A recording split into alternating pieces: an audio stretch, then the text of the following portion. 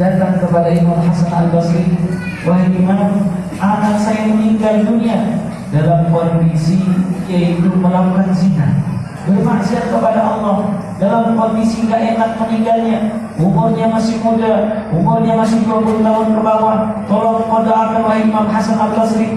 Pada saat tersebut Imam Hasan Al-Basri adalah ulama yang paling tersohor, yang paling terkenal di sana, yang ahli sufi, orang yang sangat dekat dengan Allah Subhanahu wa taala, terkenal beliau adalah kekasih Allah. Maka ibu ini minta doa supaya didoakan anaknya tersebut.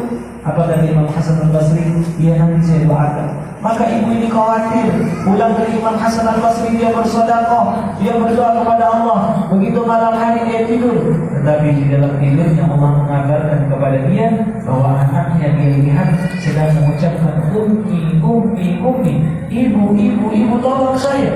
Dikalungkan dengan kain anak, dicambuk oleh malaikat, punggungnya penuh dengan api. Lalu dia mengatakan, "Ibu tolong aku, ibu tolong saya, ibu tolong saya." Maka ibunya tersebut bangun daripada tidurnya tersebut, lalu berdoa kepada Allah, "Ya Allah, ampun dosa anak saya tidak bisa menolong dia, tolonglah anak saya." Maka subuh hari datang lagi ke rumah Imam Hasan Al-Basri. Maka Imam Hasan Al-Basri kaget, subuh-subuh ada tamu. Apa kata Imam Hasan Al-Basri? "Wahai ibu, kenapa engkau datang subuh hari?" "Semalam saya mimpi jumpa anak saya sedang disiksa sama Allah Subhanahu wa taala. Tolong wahai Imam Hasan Al-Basri, doakan anak saya, mungkin dari lisan kau ijabah doa tersebut." Maka kita dianjurkan minta doa sama ulama, lalu dari lisan mereka maka ijabah doa tersebut. Maka Imam Hasan Al-Basri mendengarkan cerita ibu tersebut, anaknya sedang dicambuk, keluar api dari punggungnya tersebut, seraya mengucapkan ummi, ummi. Tidak terasa Imam Hasan Al-Basri meneteskan air mata. Lantas Imam Hasan mengatakan, "Nanti saya doakan malam hari."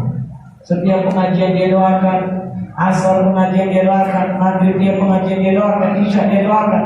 Malam hari begitu dia tertidur, Imam Hasan Al-Basri dalam kondisi berwudu. Biasanya para ulama tidur dalam kondisi berwudu supaya mimpi mereka adalah isyarat kabar gembira.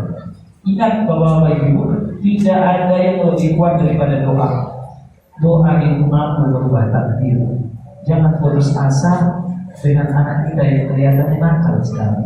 Sama tahu dialah anak kita yang paling menolong kita besok di akhirat. Jangan kita melihat anak kita zaman sekarang kelihatannya nakal, sulit berubah. Jangan ada rasa putus asa dalam hati kita. Suatu saat dialah orang yang pertama mentalkin kita. Suatu saat dialah yang sering mentahlilkan kita.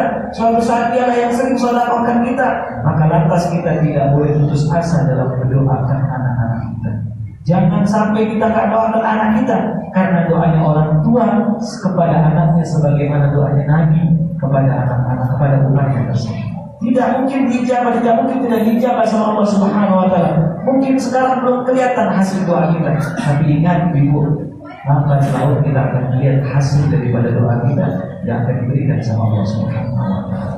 Maka Imam Hasan Al-Basri melihat orang tersebut terbalik.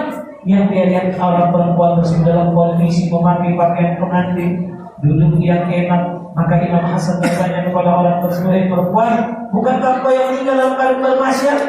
"Benar wahai Imam." "Bukankah kau meninggal dalam kondisi berzina?" "Benar wahai Imam." "Bukankah kau anak ibu tersebut?" "Benar wahai Imam." "Bukankah kau yang dicambuk tersebut?" "Benar wahai Imam." "Lalu kenapa kondisi kau sangat baik sekarang?" "Benar wahai Imam. Kemarin memang kondisi tidak baik, tapi sekarang kondisi saya lebih baik lagi." Sebab apa kata Imam Hasan Al-Basri? Sebab ada seorang pemuda lewat di depan kubur kami. Pada saat tersebut dia mau pulang ke kampungnya malam hari, seraya sambil bersolawat malam hari karena dia takut.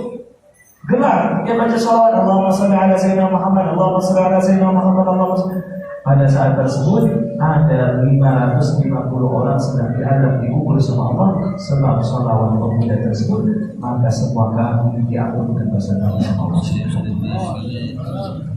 Maka sungguh beruntung orang-orang di depan masjid kita, pemakaman yang di depan masjid kita sungguh beruntung mendengar sholawat kita. Pastinya kita punya kakek, nenek, ibu, ponakan, anak mungkin terlibat di kuburan tersebut. Tapi malam hari dia bangga mendengar kita orang-orang terkait hadir bersolawat kepada Rasulullah SAW. Lalu pertanyaannya, Orang yang dengar sholawat saja dapat seperti itu, dan bagaimana orang yang pelaku yang bersolawat tersebut? Pastinya jangan khawatir, dia semakin dekat dengan Nabi Muhammad SAW. Semoga mata kita dapat melihat Nabi Muhammad SAW. Semoga apa yang kita hajatkan dari tadi kita hadir di tempat ini dikabulkan cepat sama Allah Subhanahu wa taala. Jadi sama Allah Subhanahu. Wa ahsanu khalqillahi khulqan wa khilqatan wa anfa'uhum lin-nasi 'inda an-nawaibi wa ajwadu khalqillahi sadran wa nailan wa absatuhum kaffan على كل طالب وأعظم حر للمعالي نهوضه إلى المجد سام للعظائم خاطبي ترى أشجع الفرسان لاذ بظهره إذا احمر بأس في بئس المواجب